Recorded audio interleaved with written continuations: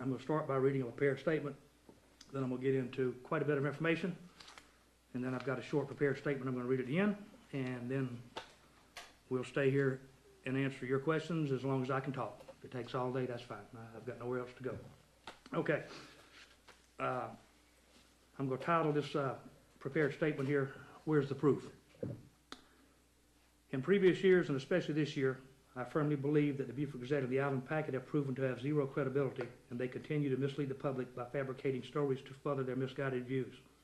In the past 2 weeks, they have implicated the town of Ridgeland in a so-called scam by implying that we are cheating our state out of traffic ticket revenue in regards to our automated speed enforcement program. I hereby challenge the Gazette and Packet to produce just one shred of evidence to prove that Ridgeland has cheated our state out of just 1 penny of the revenue collected from traffic tickets. Since you've already printed the allegation twice, then you should already have the evidence to back it up. I'm calling you out on this because you have tried to sabotage our program since its inception without printing any facts to support your twisted position. I strongly believe in freedom of speech and freedom of the press.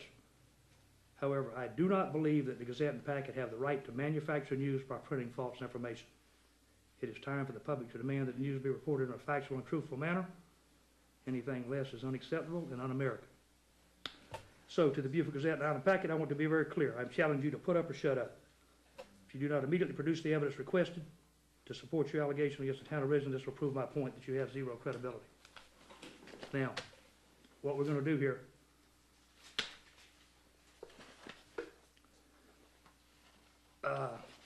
I'm going to read you a couple little statements here. This is from a state representative referring to Beaufort Gazette reporter. I'm sorry that the reporter selectively chose my words just to free you from at least a 30-minute conversation to give a disparaging opinion of me. Please know that I am sorry that my point of view was not accurately portrayed in the Gazette and Island Packet article, and that I am truly a home rule person, a point I made with him over and over about who had jurisdiction in the area. This representative also says Representative X also shared with me that he will only communicate with the Gazette and the Packet reporters in writing to keep this from happening after a series of similar problems. Now, Sunday week ago, there was an article on the front page of the Packet. It states in the beginning, the state law passed in July forbids citations based solely on photographic evidence, making Ridgeland's camera enforcement system illegal, some lawmakers have said. Well, I want to be very clear. It's not some, it's two. It's one in the House and one in the Senate. That's two. Okay, any way you spin it, that's two. The law that was passed in June does not say that. I'm going to read you the sentence that this references. It says right here, citations for violating traffic laws relating to speeding or disregarding traffic control devices based solely on photographic evidence may only be issued for violations that occur while relief from regulations pursuant to 49 CFR 390-23 has been granted due to an emergency. What that means basically is something like the governor declares an evacuation due to a hurricane. This statute authorizes cameras based solely on photographic evidence, unmanned cameras. Now, it can be assumed that their intent was also to not allow unmanned cameras based solely on photographic evidence. So we don't have any problem with that. We have been told by some of the top legal minds in the state that statute don't have anything to do with us. So that's why we're continuing with the program. I'm going to read you something here just to kind of give you something to make you think. It's 3 questions. Is police officer observation of a traffic violation in and of and by itself sufficient grounds to issue a traffic citation for such violation? In South Carolina, the answer is yes. Second, is police officer observation of a speeding violation supported by a technologically current radar detection unit sufficient grounds to issue a traffic citation for such violation? Again, the answer is yes in South Carolina. Third, if police officer observation of a speeding violation supported by a technologically current radar unit is sufficient grounds to issue a traffic citation for such violation, is it reasonable to assume that additional supporting evidence, such as a still photograph of such violation of the violator, would be more sufficient grounds to issue a traffic citation? The answer can only be yes. Now, the rest of that article a week ago had a little sidebar there. It's titled "A Familiar Problem," dealing with another town in the Low Country that had a problem 4 years ago. I don't know why that's got anything to do with us. You know, that town did whatever they did, and it was managed and handled. Got nothing to do with the town of Ridgeland. But what this does, it throws out an implication that can't be supported. It goes in here, and I'm going to say Town X, because we don't want to bring any of our friends in adjoining towns into this problem. The state invested Town X for issuing traffic tickets in place of town traffic tickets in place of state traffic tickets. Drivers who pleaded guilty to a town charge of careless operation instead of state speeding received a higher fine but no points against their driving records. The town kept all the money. Eventually, the town got fined for $171,000 by the state. It is unknown how much money Ridgeland is remitting to the state. It's well known. We have the forms to approve it. They're public information. Anybody who wants that, all you have to do is ask. One phone call, probably give it to you on the phone. It's been there for months. All you have to do is ask. The reason you don't ask, if you get the information, you don't have a story. Okay? So, now, we're going to move on to an opinion by the same newspaper, the Gazette Packet, this past Sunday. And again, it's getting dry, so bear with me. Clarity should be gained on Ridgeland's practices. Well, I'm about to give you as much clarity as you can stand. This is just some of the questions raised. Writing a ticket as a violation of a town ordinance raises some questions. Is Ridgeland collecting all the fees required under the state's uniform traffic ticket law and sending them to the state? Yes, and I'll support that in a few minutes. We're back to Town X. For years, offered people that had ticketed for a state traffic violation the option of pleading guilty to a town charge, leading them to pay a higher fine but avoid points on their driving record. The town kept all the money. But in doing so, the Town X shortchanged law enforcement programs and the state's Victim Assistance Fund, state officials said. Town X also ran up against a state law that requires a uniform traffic ticket for all traffic violations, a law that's been on the books since 1992. That's true. I'm going to show you this. These are copies now. These are not the originals. That's the uniform traffic ticket. State form is blue. This is a town summons, referred to as a traffic ticket. That's what it looks like. It says Town of Ridgeland on here. I've asked the people around the building here and in the back office, they don't even know what this is. We haven't written one of these in so long, nobody even knows.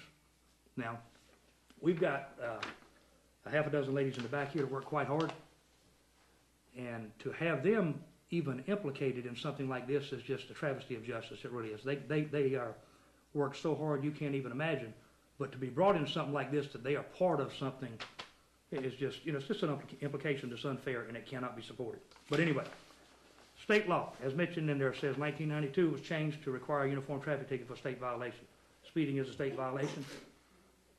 It's on a uniform traffic ticket. Every single ticket we have written for this program, other programs, even every ticket we have written for abandoned vehicles, stray dogs, dilapidated buildings, we use this. This must be processed through the court management system, and all fees and assessments must be paid. So, before I get to the numbers, I want to tell you, we're not only paying what we're supposed to, we're paying more. Now, some people may think that's a little unusual, but sometimes it's hard to get answers when you try to about when assessments do or not do. The simple answer is this. So on a blue ticket, you got to pay them because it's voted through the court management system. If it's on a white ticket, you don't pay it because it's local, it doesn't go anywhere. Again, we haven't used one of these. If you can find somebody in this building to tell you the last time we used one of these, I'd like to know. I think it's been years. The town administrator standing right here shaking his head. He probably ain't seen one of these in 2 or 3 years. So, to make that point very clear, I'm running out of space here, I pull the documents that we send every month to the state treasurer's office.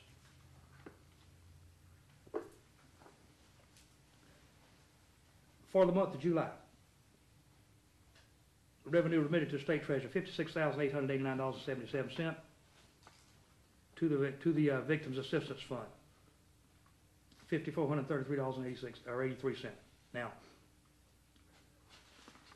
for the month of August, $53,894.56 to the state treasurer, $49,6133 to the Victims Assistance Fund. Now remember,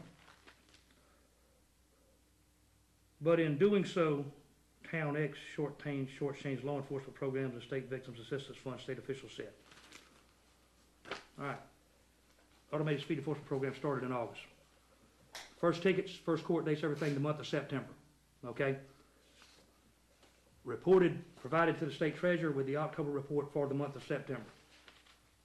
For the month of September, the first month that revenue was collected as a result of this program, remitted to the state treasurer, $77,989.52.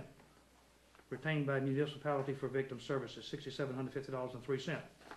Now, that's when the program was just getting underway. The report for the month of October, which would have been September violations, okay? And again, September violations had October court dates and fine due dates, etc.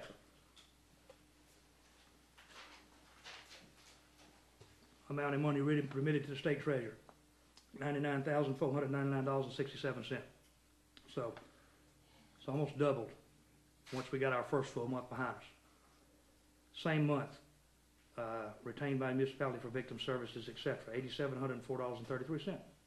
This report's dated the 15th of November, well before the story was reprinted. The other report is dated the 19th of October. Our clerk treasurer does this every month. About the middle of the month, everything is withdrawn from our account after we send the document to the state treasurer's office.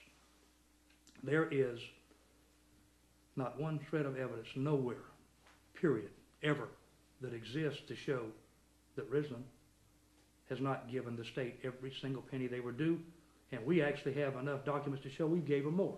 All we've got to do is pull a ticket that is a violation of a town ordinance like a stray dog or something, and if it's on blue, we send them money we didn't have to. So, I will have these forms at the end of the briefing here if you want a copy of them. I'll be glad to do that in the future.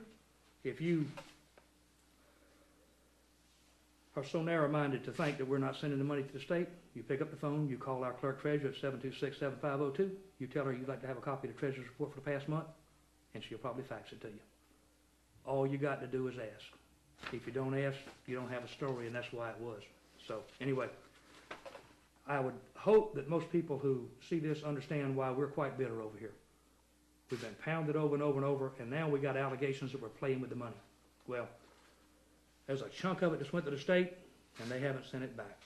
So it's state money, and it's going to stay that way. The next report that we do is going to probably be about the 15th of this month, before the month of November for October tickets. My guess is it'll probably go up a little bit more, maybe 105 versus 99, but again, we won't know that until everything's calculated. I will tell you that the pay rate on the citations is about the same. Matter of fact, it might even be a little bit more than it is on normal citations as far as written the traditional way. That's the latest numbers we've got. So, and again, the administrator's nodding his head in the correct direction. So, anyway, all right, while we're on this subject, this article last week, or last Sunday, the final paragraph said, answers must exist to these questions. It shouldn't take an individual suing Ridgeland to find out whether the town is following the law. That sounds like a good statement to me. Answers must exist to these questions. The answers do exist. We don't know what questions to ask or answer unless you take the time and give us the courtesy of asking the question. Now, to take and imply, and again, this article here even implies more than the first one. It goes back to talking about a town 4 years ago that's got absolutely nothing to do with the town of Ridgeland or our program or anything near it. Nothing. But when you bring us into that, you implicated us in a scam to take money from the state. You should be ashamed of yourself. Now, to do what it says here to answer these questions, we're open. We'll always answer them. We'll do anything you want us to do. Nobody here, nobody has ever requested any information from us that you did not get. I don't see anybody saying that's not true, because it is true. Every information, every piece of information you ask for, you will get. We have absolutely nothing to hide here. This program's working like a charm. Why would we want to hide anything? Now, I have also, over the months, tried to provide information even without it being asked.